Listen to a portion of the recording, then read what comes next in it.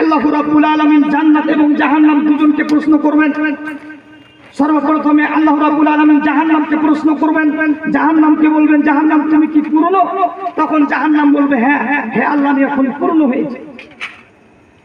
জাহান্নাম বলবে, আমি আল্লাহ এখন পূর্ণ হইনি, আর যদি কিছু থাকে তাহলে আপনি দিন। তখন আল্লাহ রাব্বুল আলামিন স্বয়ং তার পা জাহান্নামের মধ্যে রেখে দিবেন। তখন জাহান্নাম বলবে, আল্লাহ আমি এখন পরিপূর্ণ হয়েছি। তাহলে আল্লাহ রাব্বুল আলামিনের পা রয়েছে। যারা বলছে আল্লাহ রাব্বুল আলামিন হচ্ছে নিরাকার, তাদেরই আলেম বলছে যে আল্লাহ রাব্বুল আলামিনকে ইমাম আবু হানিফা 99 বার দেখেছে। কতবার দেখেছে? 99 বার দেখেছে। এখন আমার প্রশ্ন হচ্ছে, আল্লাহ যদি নিরাকারই হয় তাহলে ইমাম আবু হানিফা কি দেখেছে? তারাই বলছে যে আল্লাহ হচ্ছেন নিরাকার, এবং তারাই বলছে যে ইমাম আবু হানিফা আল্লাহকে 99 বার দেখেছে। আল্লাহ যদি নিরাকারই হবে তাহলে ইমাম আবু হানিফা কি দেখেছে? তাহলে অবশ্যই আমাদেরকে বুঝতে হবে যে আল্লাহ রাব্বুল আলামিন আকার রয়েছে। এখন প্রশ্ন হচ্ছে কি আল্লাহকে কি দেখা যায়? জি, আল্লাহকে দেখা যাবে না। পৃথিবীর কোন চক্ষু দিয়ে আল্লাহ রাব্বুল আলামিনকে দেখা সম্ভব নয়। একজন নবী ছিলেন যার নাম হচ্ছে মুসা আলাইহিস সালাম, খুব মেজাজি নবী ছিলেন। মুসা আলাইহিস সালাম একদিন রাস্তা দিয়ে যাচ্ছিলেন, তার গোত্রের মানুষদেরকে অন্য গোত্রের লোকেরা মারছিল। সঙ্গে সঙ্গে মুসা আলাইহিস সালাম তাদের মধ্যে একজন ব্যক্তিকে ধরে এক থাপ্পড় মেরেছে, সঙ্গে সঙ্গে একজন ব্যক্তিকে মেরে ফেলেছে। এক থাপ্পড়ে একজন ব্যক্তিকে মেরে ফেলেছে।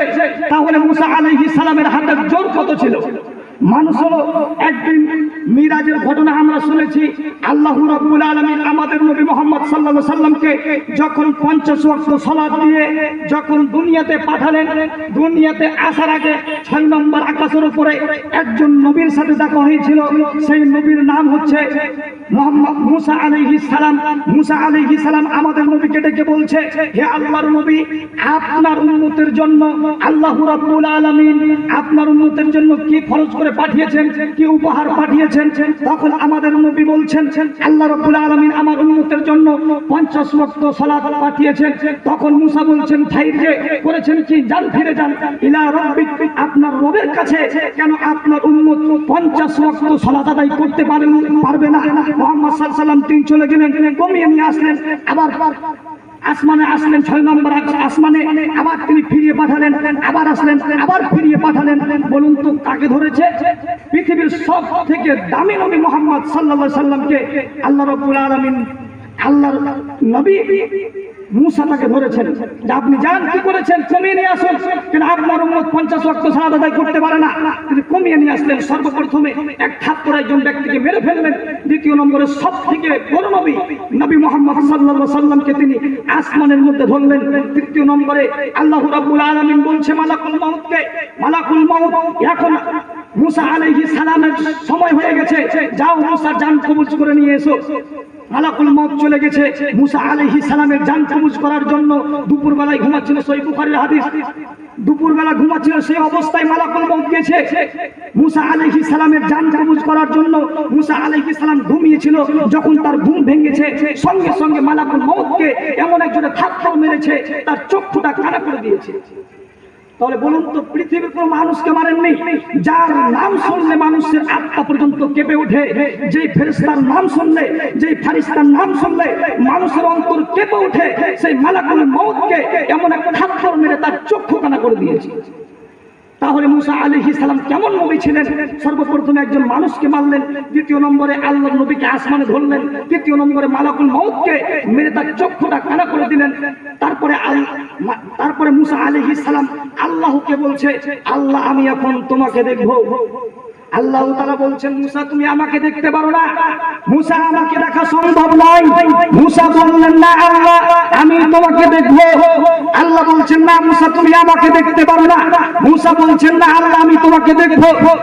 যখন মুসা আলাইহিস সালাম মানলেন না, শেষ পর্যন্ত আল্লাহ রাব্বুল আলামিন বললেন, ঠিক আছে যখন তুমি আমাকে দেখতে যাচ্ছ, যাও তুর পাহাড়ে যাও, সেখানে তুমি দাঁড়াবে, আমি আমার নূরের চেহারা তোমাকে দেখাবো। মুসা আলাইহিস সালাম আল্লাহকে দেখার জন্য খুশি হয়ে তিনি সেই পাহাড়ের উপরে উঠেছিলেন। যখন আল্লাহ রাব্বুল আলামিনের 99 পর্দার ভিতরে সামান্য পর্দা 1 ইঞ্চি যখন সামান্য পরিমাণ যখন খুলেছে, তার আল্লাহর চেহারাতে আল্লাহর সামান্য পরিমাণ খোলার কারণে মুসা আলাইহিস সালাম চিত হয়ে জমিনের মধ্যে পড়ে গেছেন। তাহলে বলুন তো কি চিত হয়ে পড়েছে? নবী মুসা চিত হয়ে পড়ে গেছে। তখন আল্লাহ রাব্বুল আলামিন বলছেন, লা তুদরিকুল আবসার, মুসা তুমি শুনে রাখো, পৃথিবীর কোন চক্ষু দিয়ে আল্লাহকে দেখা সম্ভব নয়। কেন? আল্লাহ হচ্ছেন জান্নাতের শ্রেষ্ঠ নিয়ামত। আল্লাহকে দেখলেই সব স্বাদ মিটে যাবে। এজন্য জান্নাতের শ্রেষ্ঠ নিয়ামত হচ্ছে আল্লাহ। আল্লাহকে দুনিয়ার চক্ষু দিয়ে রাখা যাবে না। এত বড় নবী মুসা আল্লাহকে দেখতে পেলেন না, আর ইমাম আবু হানিফা আল্লাহকে কি করে দেখতে পাই?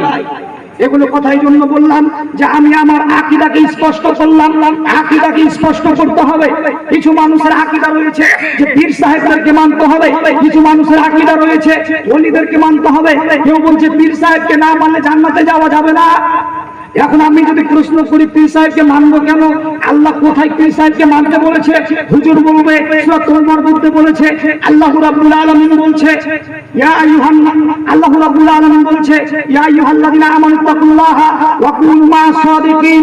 আল্লাহ রাব্বুল আলামিন বলছে দুনিয়ার বাসী তোমরা আল্লাহকে ভয় করো এবং সত্যবাদীদের সঙ্গে হও। পীর সাহেব বলছে এই যে দেখো সাদিকিনের অর্থ হচ্ছে আল্লাহ রাব্বুল আলামিন আমাদের পীরকে মানতে বলেছেন।